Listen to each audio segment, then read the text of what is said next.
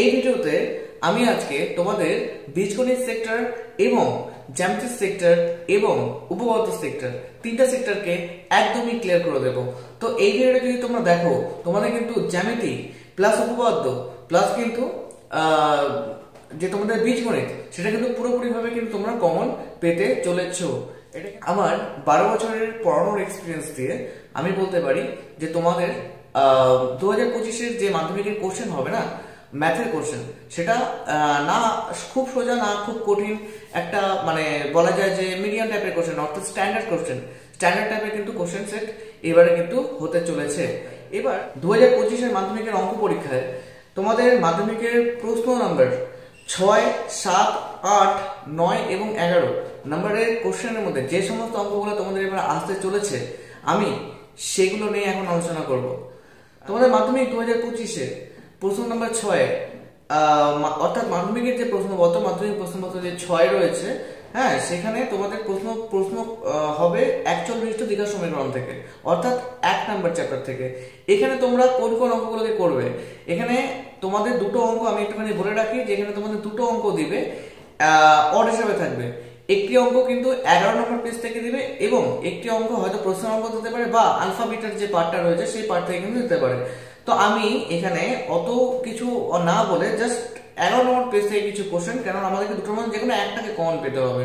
তো তার জন্য আমি যে সমস্ত প্রশ্নগুলো বলছি সেগুলো একটুখানি ভালো মতো নোট ডাউন করো। পেজ নাম্বার 11-তে তোমরা যে সমস্ত অঙ্কগুলো করবে সেটা হচ্ছে 7 নাম্বার, 8 নাম্বার, 10 নাম্বার, 13, 15, 17, 18, 19 এবং 20 নাম্বার প্রশ্ন।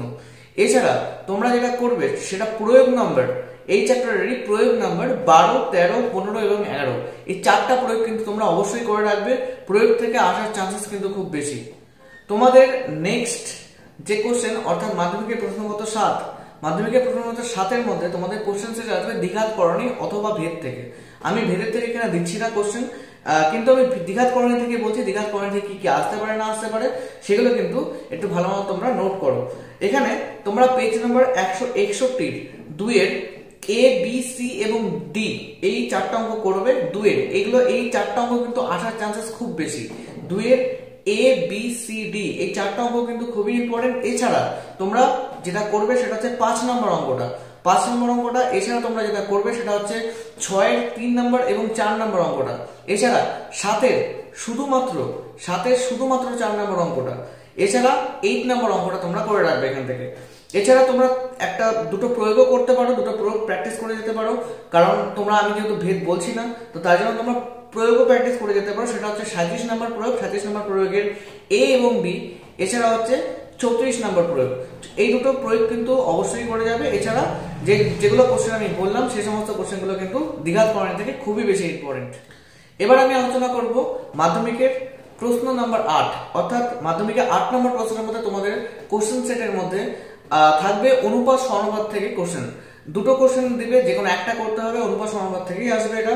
আর এছাড়া হচ্ছে কি, এখানে কিন্তু আমি একটা কথা বলে রাখি, এবারে কিন্তু উদাহরণ থেকে আসার চান্সেস কিন্তু খুব বেশি। অনুপাত সমানুপাত থেকে একটা অঙ্ক উদাহরণ থেকে অবশ্যই দিবে, আর আরেকটা অঙ্ক হয়তো এক্সারসাইজ থেকে দিতে পারে। আমি এখানে বলবো উদাহরণটাকে বেশি প্রাধান্য দেওয়ার জন্য, ওই জন্য আমি উদাহরণগুলো আগে বলছি, প্রয়োগগুলো আগে বলছি। পেজ নাম্বার 96-এ তোমরা যেগুলো 96-এর মধ্যে যেগুলো তোমরা পাবে, প্রয়োগ নাম্বার 64, প্রয়োগ নাম্বার 65, প্রয়োগ নাম্বার 60, প্রয়োগ নাম্বার 62, প্রয়োগ নাম্বার 56 এবং প্রয়োগ নাম্বার 55, এই কয়েকটা প্রয়োগকে তোমরা করে রাখবে। এছাড়া এক্সারসাইজ থেকে 98 নাম্বার পেজের এক্সারসাইজ থেকে তোমরা যেটা করবে 10-এর 2 নম্বর অঙ্কটা, 10-এর 2 নম্বর অঙ্কটা খুবই বেশি ইম্পর্টেন্ট। এছাড়া তোমরা যেটা করবে 11-র 1, 2 এবং 3, 11-র 1, 2 এবং 3, আমি আরেকবার রিপিট করছি, 11-র 1, 2 এবং 3। এবং তোমরা আরেকটা জিনিস করে রাখতে পারো, সেটা হচ্ছে 8-এর সবগুলো অঙ্ক তোমরা করে রাখতে পারো। যদি তোমাদের মনে হয় তাহলে তোমরা এটা করে রাখতে পারো, কিন্তু আমি আবার বলছি এখানে কিন্তু উদাহরণ বা প্রয়োগ গুলোর কিন্তু উপর খুব বেশি ভালো মতো জোর দিতে হবে কিন্তু। এরপর আমি আসছি মাধ্যমিকের প্রশ্ন নাম্বার 9, অর্থাৎ খুবই ইম্পর্টেন্ট তোমাদের সেক্টর, প্রত্যেকবার খুব কনফিউশনে ফেলে এই নাম্বার, এই প্রশ্নপত্র, অর্থাৎ উপপাদ্য। হ্যাঁ, একটা মানে এক এক রকম, যদি তোমরা সাজেশন দেখো এক এক রকম উপপাদ্য দিয়ে রাখে। কেউ বলে পিথাগোরাস আসবে, কেউ বলে পিথাগোরাস আসবে না। আমি তোমাদেরকে মাত্র 4টা উপপাদ্য দিচ্ছি, এই 4টা উপপাদ্য ভালো মতো করো। 4টা উপপাদ্য করলে আমার মনে হয় এই 4টার মধ্যে তোমরা একটা কিন্তু কমন পাবে। তোমরা যেটা উপপাদ্য করবে সেটা কি অর্থাৎ 5 মার্কসের জন্য, কিন্তু উপপাদ্য কিন্তু 5 মার্কসের জন্য হবে, তাই জন্য খুবই বেশি ইম্পর্টেন্ট এই জিনিসটা। যারা অঙ্ক ভালো মতো প্র্যাকটিস করো না বা যারা ভালো মতো মানে অঙ্কটা বোঝো না, তাদের ক্ষেত্রে কিন্তু উপপাদ্য এবং জ্যামিতি খুবই বেশি ম্যাটার করে। তো উপপাদ্য কোনটা কোনটা করবে সেটা ভালো মতো তোমরা নোট করো। প্রথমে যে উপপাদ্য তোমাদেরকে করতে হবে সেটা হলো উপপাদ্য নম্বর 40, অর্থাৎ এটি রয়েছে পেজ নাম্বার 208 208 এর মধ্যে উপপাদ্য নম্বর 40। এরপরে যে উপপাদ্যটা করবে সেটা হচ্ছে উপপাদ্য নম্বর 42, উপপাদ্য নম্বর 42 যেটা রয়েছে 215 নম্বর পেজের মধ্যে। এছাড়া তোমরা যে উপপাদ্যটা করবে সেটা হচ্ছে 37 নম্বর উপপাদ্য, 37 নম্বর উপপাদ্য, সেটা রয়েছে 136 অর্থাৎ 134 নম্বর পেজের মধ্যে। এছাড়া তোমরা যে উপপাদ্যটা করবে সেটা হলো 34 নম্বর উপপাদ্য, সেটা রয়েছে 125 নম্বর পেজে, 34 নম্বর উপপাদ্য। তো এই 4টা উপপাদ্য তোমাদের করলে কিন্তু তোমাদের উপপাদ্য কিন্তু আমার মনে হয় কমন চলে আসবে। এবার আমি আলোচনা করব লাস্ট সেক্টর, আমার ভিডিওর লাস্ট সেক্টর। সেটি কি? সেটি হলো জ্যামিতি নিয়ে। হ্যাঁ, জ্যামিতি কি আসবে, অনেকের অনেক রকম মতামত, অনেকের অনেক রকম সাজেশন। হ্যাঁ, এটা করো ওটা করো জ্যামিতি।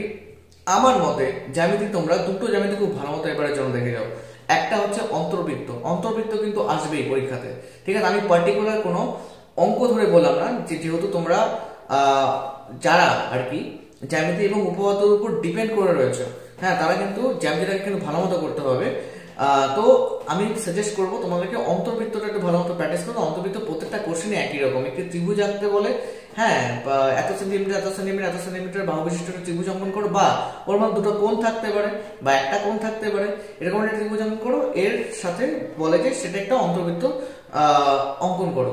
তো অন্তর্বৃত্ত অঙ্কন করা খুবই সহজ। যদি তোমরা অন্তর্বৃত্ত না পেরে থাকো তো আমাকে কমেন্ট বক্সে কমেন্ট করো, আমি নেক্সট ভিডিওতে অন্তর্বৃত্ত তোমাদেরকে করে দেখিয়ে দেবো। এছাড়া কি, এছাড়া যেটা তোমাদেরকে করতে হবে সেটা হচ্ছে স্পর্শক। স্পর্শক তোমরা দুটো টাইপের স্পর্শক অঙ্কন শিখবে। একটা কি, একটা হচ্ছে মানে একটা সিঙ্গেল স্পর্শক থাকে, একটা ডাবল স্পর্শক থাকে, মানে দুটো সাধারণ স্পর্শক থাকে। হ্যাঁ, তো একটা বৃত্ত আঁকতে বলবে, 1 সেন্টিমিটার দূরে অবস্থিত দুটি স্পর্শক অঙ্কন করো বা একটি স্পর্শক অঙ্কন করো, এরকম টাইপের কোশ্চেনগুলো তোমরা দেবে। অর্থাৎ তোমরা দুটো চ্যাপ্টার ভালো মতো করে রাখবে, একটা হচ্ছে অন্তর্বৃত্ত আর একটা হচ্ছে স্পর্শক। এই দুটো যদি করো তোমরা কিন্তু 5 মার্কস কিন্তু এমনি পেয়ে যাবে। এই কয়েক মিনিটের ভিডিওর মধ্যে আমি যে সমস্ত অঙ্কগুলো বললাম সেগুলো যদি করতে পারো তবে তোমাদের কিন্তু জ্যামিতি, তোমাদের উপপাদ্য, তোমাদের কিন্তু যে বীজগণিত সেটা কিন্তু পুরোটাই কমন আসবে। আমি এই ভিডিওর সেকেন্ড পার্ট অর্থাৎ প্রশ্নপত্র ফার্স্ট, এই ভিডিওর সেকেন্ড পার্টে আমি আলোচনা করব তোমাদের পাটিগণিত নিয়ে এবং রাশি বিজ্ঞান নিয়ে। পাটিগণিত এবং রাশি বিজ্ঞান, পাটিগণিত এবং রাশি বিজ্ঞান এই দুটো খুবই ইম্পর্টেন্ট সেক্টর। হ্যাঁ, ওখানে অনেক নাম্বার ক্যারি করে। তো এই দুটো সেক্টর নিয়ে আমি আলোচনা করবো নেক্সট ভিডিওতে।